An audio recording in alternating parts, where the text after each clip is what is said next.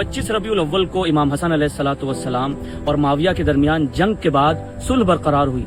इस सुलह को इमाम हसन अलैहिस्सलातु वस्सलाम ने कुछ शर्तों पर कबूल किया था। माविया ने एक सादा कागज अपनी मोहर लगाकर इमाम हसन की खिदमत में भेजा कि आप इस पर जो लिख देंगे मुझे मंजूर है। आपने उसमें कुछ शर्तें रखी थी कि माविया को क्या करना है और क्या नहीं करना। लेकिन अहले सुन्नत आलिम दीन इब्न असीर ने अल कामिल फित तारीख में वॉल्यूम नंबर 3 पेज नंबर 405 में और मिकरेजी ने अपनी किताब इम्ताउल इस्मा वॉल्यूम नंबर 5 पेज नंबर 360 में इस बात को लिखा कि माविया ने इमाम हसन की रखी गई शर्तों में से किसी एक शर्त पर भी अमल नहीं किया। एक और अहले सुन्नत आलिम दीन मकदसी ने अपनी किताब अल बद्अ व तारीख में वॉल्यूम नंबर 5 पेज नंबर 237 में इस बात को लिखा कि माविया सुलह के बाद मदीने आया, खुतबा दिया और खुतबे में कहा, जितनी शर्तें इस सुलह में रखी गई हैं मैं उन तमाम शर्तों को अपने पैरों तले रखता हूँ और किसी भी एक शर्त पर अमल नहीं करूँगा। आखिर वो कौन कौन सी शर्तें थी कि जो इमाम हसन ने रखी थी? तारीख में मिलता है कि इमाम हसन ने शर्तों में ये शर्तें रखी। पहली शर्त ये थी कि माविया अपनी इस हुकूमत में किताब खुदा और सुन्नत रसूल पर अमल करेगा। दूसरी शर्त ये थी कि माविया अपने बाद किसी को खलीफा नहीं बनाएगा। तीसरी शर्त ये थी कि माविया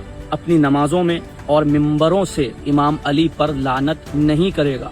इसी से पता चलता है कि माविया अपनी नमाजों में, कुनूत में और मिंबरों से इमाम अली अलैहिस्सलाम पर लानत किया करता था। चौथी शर्त ये थी कि माविया शियायान अली इब्न अबी तालिब की जान और माल को नुकसान नहीं पहुंचाएगा। लेकिन इब्न अबिल हदीद ने और इब्न असीर ने अपनी किताब, ये दोनों अहले सुन्नत आलिम दीन हैं, इन दोनों ने अपनी किताबों में लिखा कि माविया ने सुलह के बाद ये हुक्म दिया कि जहां पर भी शियायान अली इब्न अबी तालिब में से कोई मिले उसे कत्ल कर दो। और इब्न असीर ने अल कामिल फित तारीख में वॉल्यूम नंबर 3 पेज नंबर 229 में इस बात को लिखा कि माविया ने इब्न ज़ियाद को बसरे का हाकिम बनाया और उसने शियायान अली इब्न अबी तालिब में से 80,000 अफराद को कत्ल किया।